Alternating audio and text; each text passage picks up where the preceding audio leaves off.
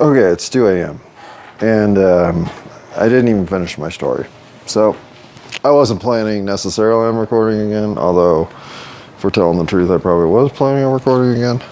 But, and I am sure I will record more today, but I felt like I had to at least come full circle on how I misread the universe because I didn't even really finish it. We'll see if the tangerine haze fulfills its destiny and turns me into a hazy pile of nothingness. But for now, I do have a destination because I know what I need to talk about. And it's that, excuse me, the realization I had about how I need to remember that there are always people more in need than me. And I need that lesson a lot. I don't have that one ingrained yet. Although, I mean, I know it, I just don't live it. And I do live it somewhat, like, you know, I've had many, I have many examples of being selfless, but I have just as many of being selfish. So, again, we're all a variety of activities and actions. But the concept that the universe was showing me to both pay more attention and to be less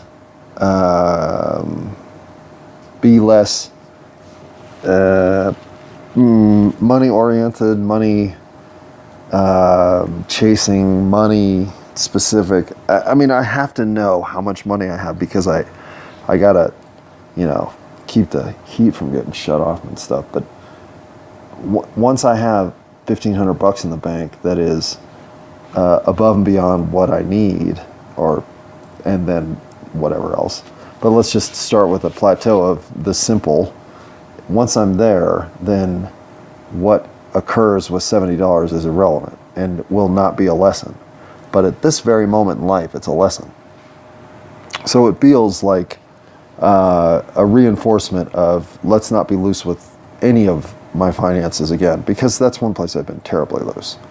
So I'm, you know, finding all these ways that I agree that I needed to hear this, and that I hope I did some good for somebody who needs, you know, baby formula or whatever. And so I'm completely at peace with everything except I have to cancel my card. I have to go get a driver's license. You know, it's all this, it's that staticky that you don't want to go through. And even my card is a debit card. It's not like somebody can use it. You don't have my code. So I'm not going to lose any money. I'm going to go 4 days without access to whatever I do have. And I've lost the cash that I did have. So I'm penniless. Actually, I counted up the cents in the house. There's 55 cents in the house. So I have 55 cents. And that's inconvenient. But again, like I said, dog's got food, cat's okay, and I've got weight. So life's fine. And it'll keep me from spending money, right? There's always that.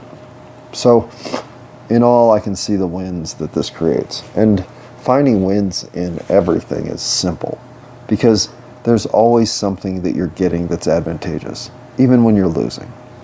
Because, and it's not like, well, you should be learning a lesson. That there is some of that, and you should be. You should be looking for that, especially when you see repeat rhythm that are of your own doing. Those are the cycles to start to unwind. And to unwind them, you almost want to walk them in reverse. Like, where did it come from? How did it originate? Why are you back somewhere you've already been? And what was the intuition, the confluence of variables that led you here? You know, are you lying to your parents about how much money you make again? Or are you lying to your boyfriend about sleeping with his brother again? I mean, if these are things you're doing repeatedly, why? And I guarantee you it's because you, in some way, don't like yourself. Because all those patterns lead back to some level of needing the universe to recognize that you're hurting. And it's okay. Don't hold yourself accountable to finding out that you've got some dastardly traits, because you've been triggered to be dastardly somewhere along the line. Now, don't be dastardly. That's bullshit. Stop it. But don't expect yourself to understand all of why you are who you are. especially the parts of you that don't make sense because they're kind of where you're full of shit or not so honorable, shady character, whatever. But stop being shady. Like, just don't live in a way that you know you've done something less than fulfilling at the cosmic level. Why live that way? Why? Because corporations are overcharging us for everything? Okay, yeah, they are. But you don't shoplift as a result of prices that are out of control. And I get the impulse. I mean, if I'm honest, I should go over to the other neighborhood grocery store and just hand them $500 in cash for all the stuff I've walked out of there in frustration over. And it's not even like I intend to go in there. I don't go with a list of things I'm going to pocket, but when your service level is abysmal, customers get frustrated. And there have been times when I get home and I'm like, how did I even bring that home? I had forgotten I had even had that bag. I mean, it's just like, but I don't care. It's like, screw that. I've been screwed out of so many things from them. My point is, all that is just window dressing nonsense that now I need to be aware of in the moment that I'm getting the transaction I agreed to, that I don't feel shortchanged, so the next time that something works in my favor, I don't correct it. Whatever. Like, I can live in a world where accuracy and transparency are available because I have the time, I have the concern, I'm smart enough to fact check the universe to work out fairly. All I want is fair. And in so doing, revealing the schadenfreude that may be inherent in the system isn't something I'm opposed to. As a matter of fact, I will be looking for those opportunities because, yay, I just don't expect them. And I'm okay with them not existing for me. Because I think the game players have gotten so good that I'm just willing to take the advantages that are still there for me. Oh my God, they're still there for me. And utilize them as small of a slice of me as I can to do the things that will allow me to blossom. And I don't think this is going to be costly. I don't think this is going to be anything other than an investment in myself, my time, and my belief in what I'm doing. All of those things are things I've never had. And I'm more than ready to give them to myself. So if this is the journey of a lunatic, bon voyage. But yay, that I don't think this is challenging. I do think my world's simplified. I do think I see with clarity a universe of so much unfulfilled potential. And I believe I'm part of that. And I cannot wait to fulfill both my own potential and the potential of those I can inspire around me, not in some sort of overt, come see me talk in front of this stadium full of people way, but just in how I live my daily life. That's it. It's going to be an open window into my belief that this transition I made matters, and as undeserved as I feel about its presence here now at this time, I want to embrace it. And I think sharing it may help others embrace it too. So that's what I'm up to. I know I'm sniffling a lot. I'm going to try to stop. I'm writing some stuff down between, so sniffles was on the list. I am limited in my technology, so I will get better at that, I promise. But for now, just understand that I'm doing this on a Samsung Galaxy 4. I'm sure there will be crying in the future. I know I swear. I'm not going to edit it. And I don't care about, I mean, there's obviously no monetization of this. Who would? Oh, yeah, hilarious. My point is, this isn't about anything other than connecting. I do hope that there are connections here that are valid for more than just me, but I have to connect with myself. I've been less than honest with myself for a lot of my life, really. And I'm seeing myself in such a clear, distinct, and I believe unpolished way now. And I'm tired of caring what other people think. And I know that's cliche, and it's not even that. It's that I so now don't care to judge myself or anybody else in a capacity that is limiting. Somehow I realized that the only true ceiling that was being imposed was the one that I had built for myself. And I had constructed the first one probably out of paper mache or some sort of other tissue paper analogy. But over time, the one that had sat directly above my head wasn't just made of reinforced titanium and some sort of other worldly concrete. It was pushing down. It was suffocating. It was smothering. And I was in some ways ready to be smothered. I mean, I know that sounds despotic. Yeah, it sounds like I want to be the king.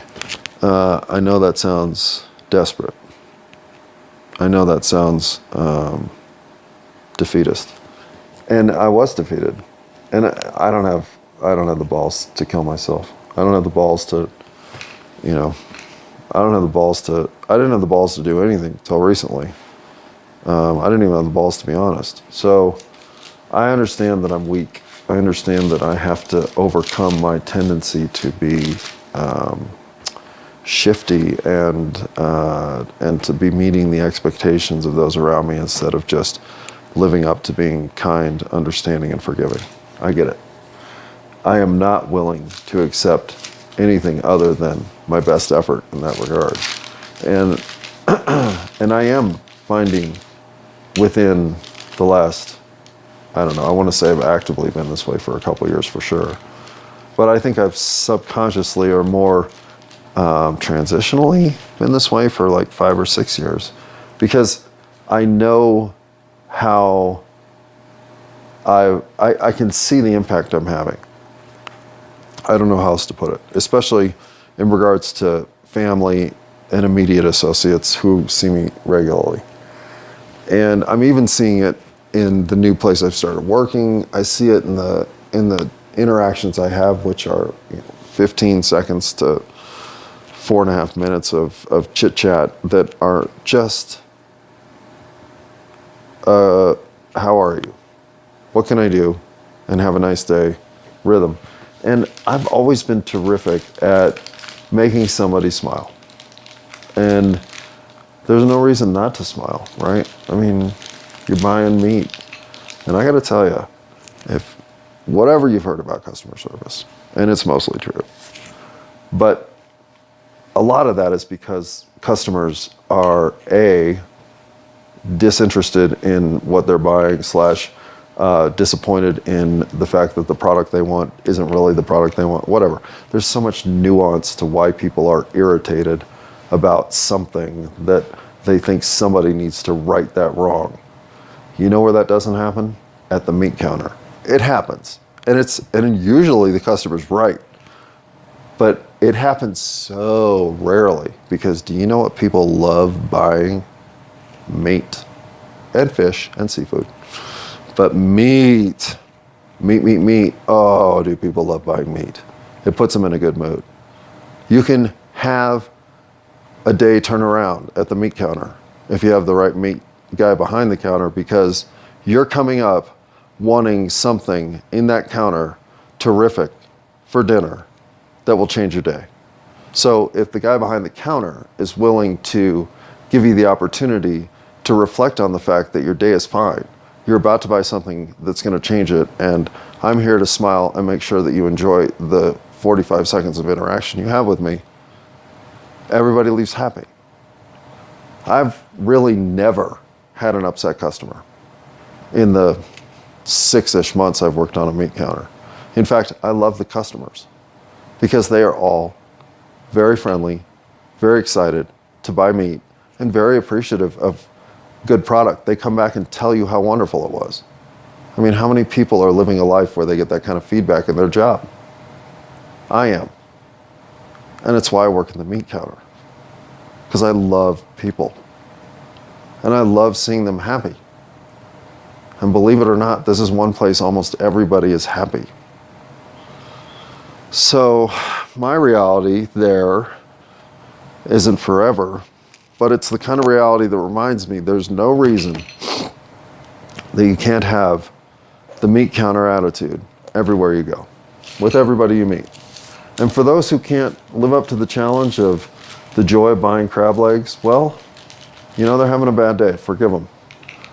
Instead of getting meat, they're having to eat Spam or whatever. Use the analogy that makes you forgiving. And let people have a bad day, but hold them to be better. And if it's all by example, well, how much more noble can you feel than having led the kind of life that allowed other people to at least see that there's another path? There is nobody who is listening to this that thinks working at the meat counter will make them happy. But you know what? It makes me happy. And it's funny, my family knows this because they see the difference in me. They see what it's like for me to have all this random interaction with people that's positive, because it fulfills all my OCD, have to dissect people tendencies to get that much social activity that's positive. And it is positive. And I always kind of thought I'd be a good taxi driver for the same reasons. You get this little chunk of time with people that can be intimate, it can be distant, it can be about the weather, it can be about rock music, it doesn't matter. It's just a conversation. And I'm interested in a lot of stuff. So, I just felt like there's another space in which, you have this moment where both of you have a very specific outcome in mind, and fluidity of the engagement is paramount. And I'm a terrific driver when it comes to efficiency. So I also figured before, and this is obviously before maps, but whatever, who cares?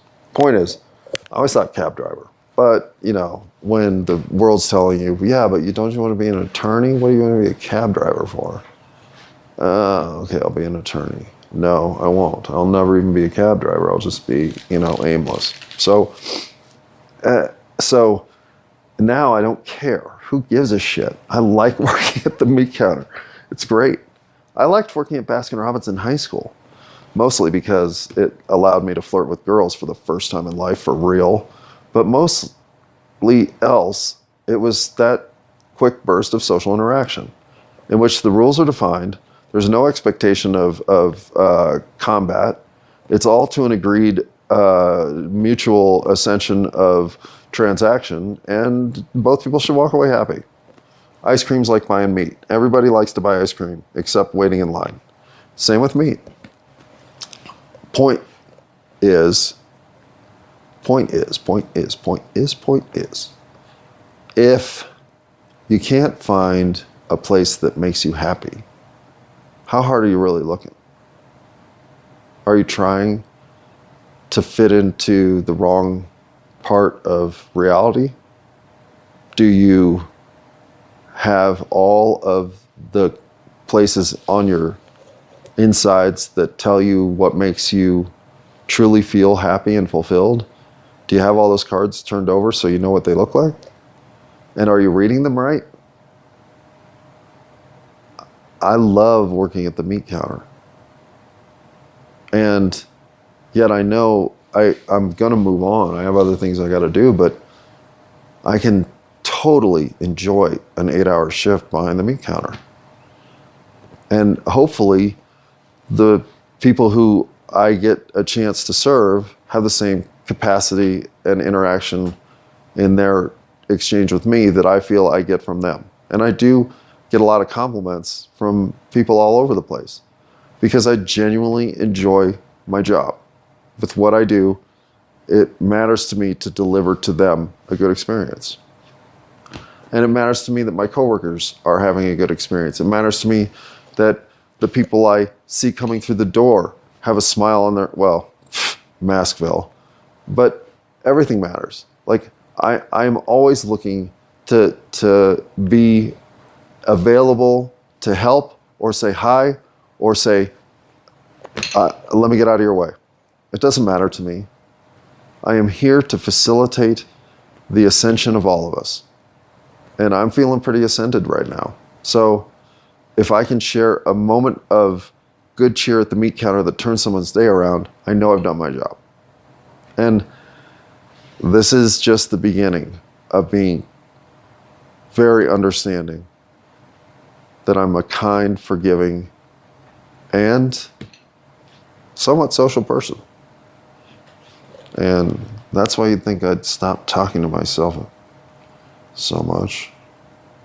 But no.